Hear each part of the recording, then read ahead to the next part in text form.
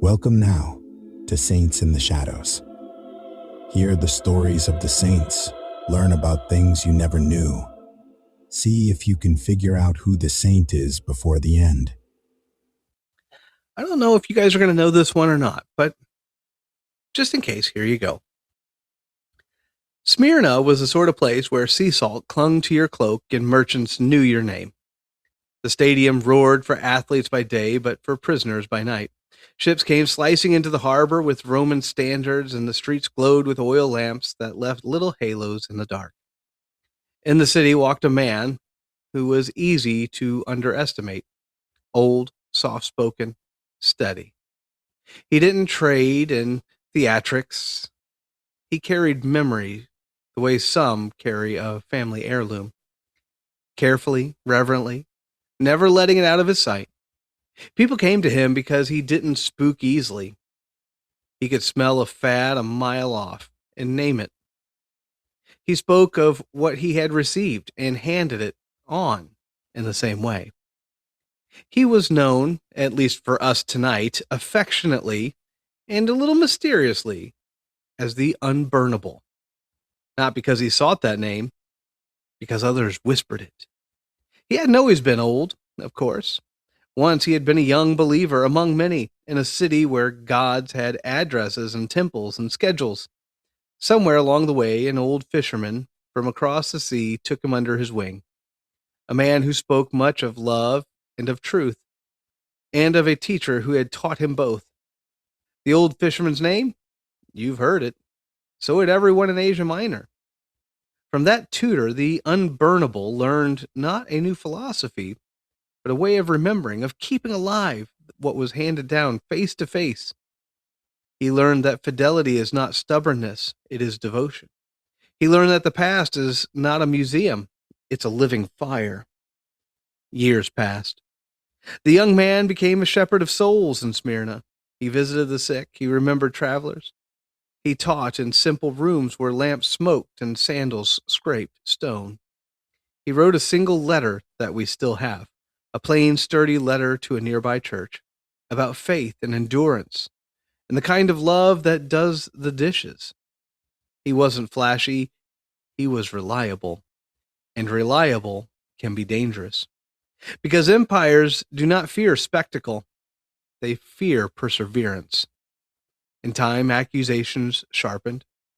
The market stalls buzzed with rumors. The stadium began to hunger for blood.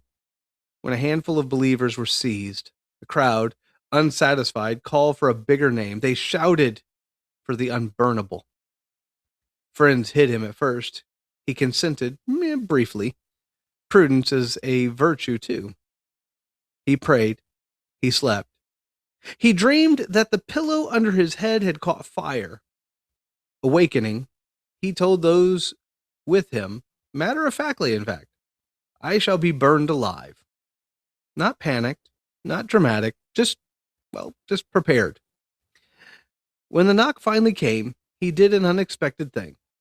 He welcomed the men who came to take him. He ordered food and drink brought to them. He asked for time to pray. They gave him an hour. He took 2. Hard men changed their minds in that room. If not about their orders, then about the man. It is difficult to hate someone who feeds you. But orders are orders.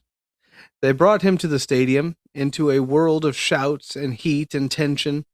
The official presiding did what officials do. He made the easy offer first. Just swear by Caesar. Say the words. Curse the name you've confessed and go home. You would think an old man might bend. Men who have lived long have much to lose, but the older he was, the longer his memory stretched. He answered with a sentence that still rings like hammered bronze. 86 years have I served him, and he has done me no wrong. How can I blaspheme my king who saved me? The crowd roared as if they had won a prize. The sentence was set. A pile was prepared. They moved to nail him to the stake to make sure he would not flinch when the heat surged. Again, the old man surprised them. Leave me as I am, he said. He who gives me to endure the fire will give me to stand unmoved. They bound him without nails. Witnesses later wrote that they saw with astonishment the flame rose, hungry, bright, triumphant, and then arched. It swelled like a sail caught in a wind from nowhere and curved around him in a ring. The heat was there, the blaze was there, but the body within the circle stood, hands bound, praying as if warmed by a hearth. At last, frustrated, an executioner stepped in with a blade. But the fire would not finish, steel did. The old man fell, not with a shout, but with the hush that follows a prayer. The stadium exalted, the crowd dispersed, the city returned to its markets and its ships and its lamps. But the story would not stay put. It traveled faster than any galley. In rooms far from Smyrna, rooms where oil lamps were smoked and sandals also scraped stone, believers told and retold what they had heard. They told of a shepherd who welcomed his captors, of a prayer that ran long, of an offer refused with a line that felt like a lifetime, of a flame that could not do its ordinary work. A small bundle of parchment began to circulate. The martyrdom of Polycarp, the first detailed account of a Christian martyr outside of the pages of Scripture. It read not like a legend, but like a letter. The way eyewitnesses talk when they want you to know exactly what happened. That bundle put spine into the timid and ballast into the brave. It leapt from Asia to Gaul, where a boy named Irenaeus would grow up into a bishop who never forgot the sound of his teacher's voice. And that is how a single life becomes a bridge. From the fisherman who once leaned on a Galilean chest, to the old man in Smyrna who would not curse his king, to the theologian and lion who taught the West how to keep the fire and not the smoke. The Unburnable never asked for a title. He only guarded a flame he had not lit, and he passed it on unextinguished. And now, the part you may have guessed, but perhaps not felt until this moment. The Unbearable had a given name.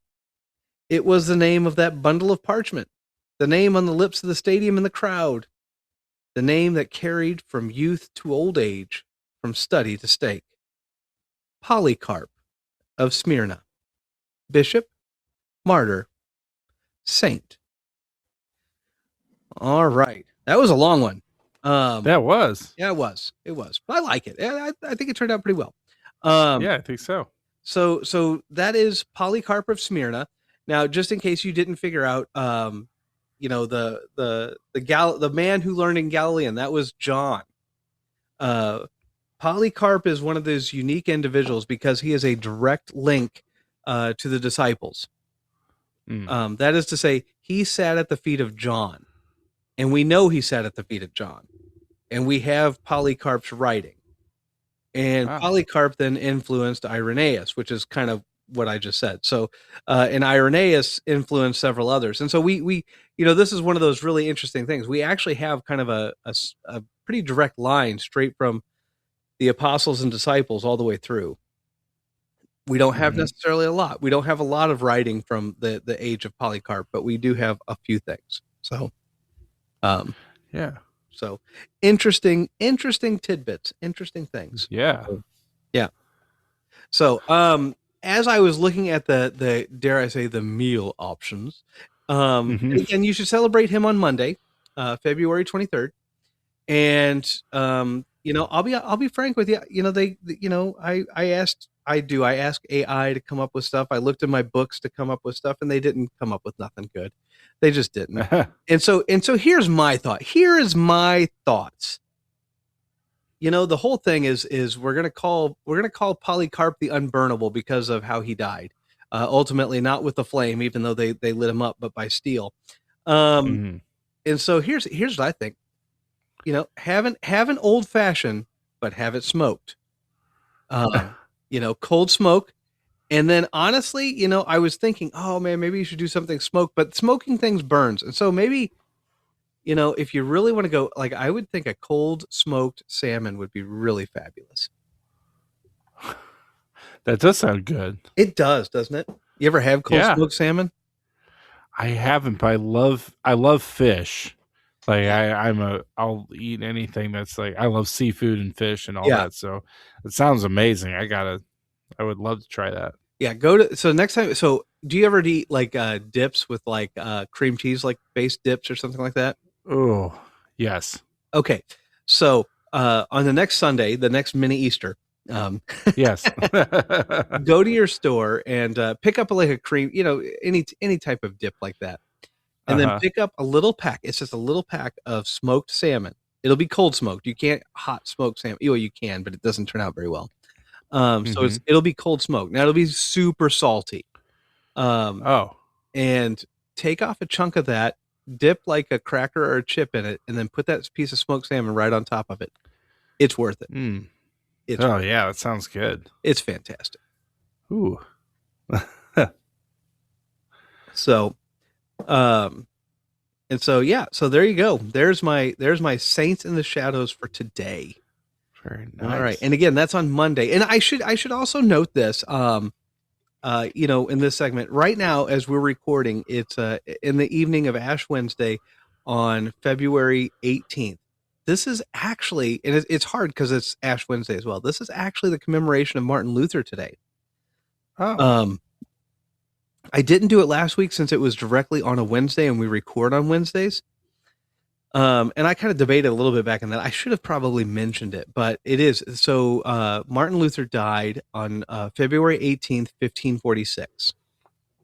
And so, yeah. So technically today is Martin Luther Day. Wow. Yeah. And Ash Wednesday.